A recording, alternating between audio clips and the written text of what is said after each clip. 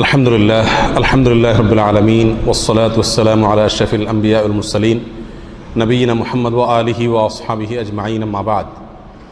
সম্মানিত ভাই বন্ধুগণ, আমরা সবসময় সাধারণত আলোচনা শুনে থাকি মা বাবার হক এবং অধিকার প্রসঙ্গে। সন্দেহ নাই, আল্লাহ এবং তার রাসূলের পরে এই পৃথিবীতে মা বাবা হলেন একমাত্র ব্যক্তি যাদের হক, যাদের অধিকার, যাদের পাওনা সন্তানের কাছে পৃথিবীর যে কোনো মানুষের চাইতে সবচাইতে বেশি। এজন্য মা বাবার হক এবং অধিকার আদায় করার জন্য একজন সন্তানকে সর্বাত্মক চেষ্টা মৃত্যু পর্যন্ত চালিয়ে যেতে হবে। এবং মা বাবার হক আদায়ের ক্ষেত্রে আমাদের ত্রুটি বিচ্যুতি প্রচুর পরিমাণ হয়, এটা বলাই বাহুল্য।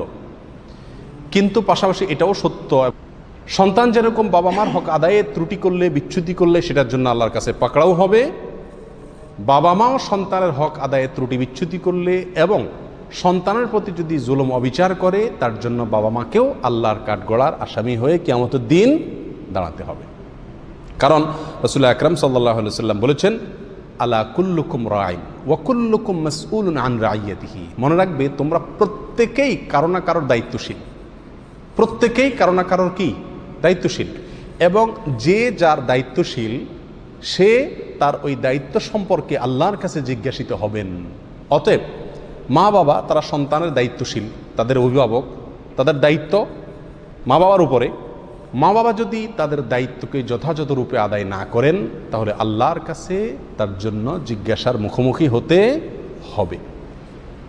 অন্য এক হাদিসে নবী আলাইহিস সালাতু ওয়াস সালাম বলেছেন, ওয়াত্তাকুল্লাহ ওয়াদিলু বাইনা আওলাদিকুম। মা বাবাদেরকে খেয়াল করে আল্লাহ নবী আলাইহিস সালাতু ওয়াস সালাম বলেছেন, তোমরা আল্লাহকে ভয় করো হে মা বাবারা, আর তোমাদের সন্তানদের প্রতি তোমরা ন্যায় বিচার করো, ইনসাফ করো, জুলুম অবিচার করিও না। আল্লাহ সুবহানাহু ওয়া তাআলা জুলুম এটা হারাম করে দিয়েছেন তার নিজের প্রতি।